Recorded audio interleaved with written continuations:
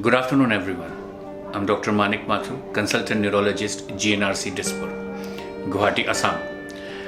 We are here to discuss the common findings, what confuse many people, many patients about epilepsy.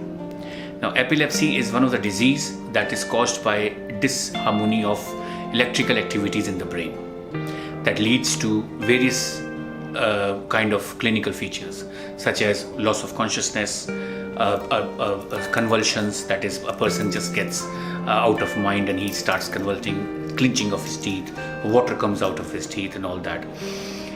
Now, this has been divided into many aspects, but in common knowledge, for common people, how we divide epilepsy is that for youngsters, especially from children, adolescents, where they have absence seizures, that's called as absence seizures, where a boy or a child will come to a doctor and say that he just stands like this and for 5 minutes or for 3 minutes he's just blank. The parents keep calling him, parents team shaking him, and then he comes back to senses. That's called absence seizures, which is usually associated with any infections, fever, stress that children have. Next comes is normal epilepsy, which is in the adolescents, in adolescents or adult men, which can develop with time, which may not be in the childhood but develops later on in the life. Thirdly, for especially people with strokes, especially with hematomas, the bleeding strokes, which is called as bleeding strokes, people do tend to have epilepsy because that blood which is aggregated in the brain irritates the brain nerves, and it causes a disharmony in the brain. Then thirdly comes up is patient who come with low sodium, for example, electrolytes, dyselectrolemia, I would call that as. So they also tend to have epilepsies. So these are all classic. And then comes the last one is drug induced.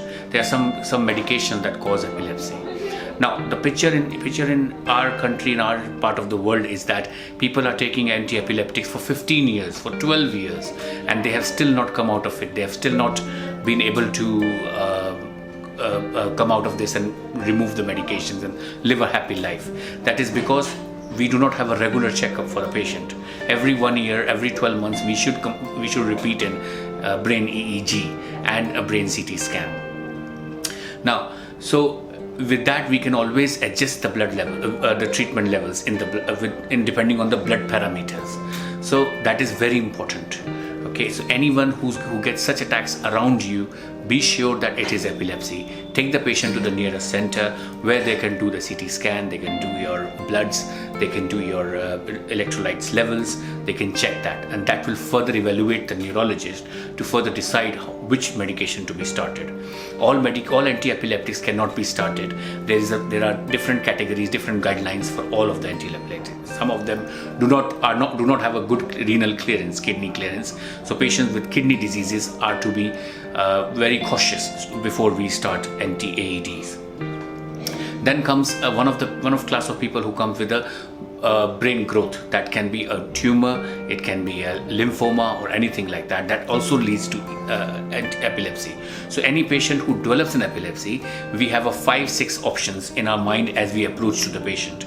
Once we are clear with our investigations, and then we have ruled out one after the other, then we know what we are doing and what direction we are going into. Secondly, with anti-epileptics, we always have to add up brain protectors, which brain supplements that brain needs to develop, because once an epileptic attack really hampers the brain, the energy goes down.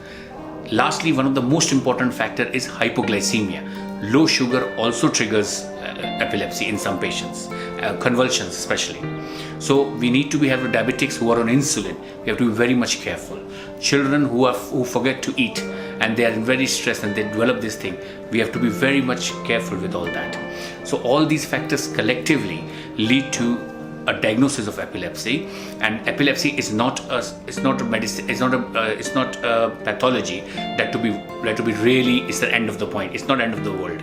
There are always solutions for it, but a proper timely medications, proper timely food, proper timely supplements are very, very important. So prompt education of the people around you, quick response of the medical team, and quickly understanding what happening is. We all need to know the nearest centers, especially for example GNRC. We've got a neuro center here, one of the biggest neuro centers in Northeast, and we are seeing around around 5 to 7 OPD patients of epilepsy a day, and plus we see IPDs in epilepsy. So we are always here to guide and help the people and remove that stigmata of the society that epilepsy cannot be cured. It's not that, it's false perception of people that it cannot be cured. It can be cured with proper treatment, timely approach, and will surely give a better outcome in people. And that's all, and we are always here. Thank you so much, and thank you for being here. Thank you.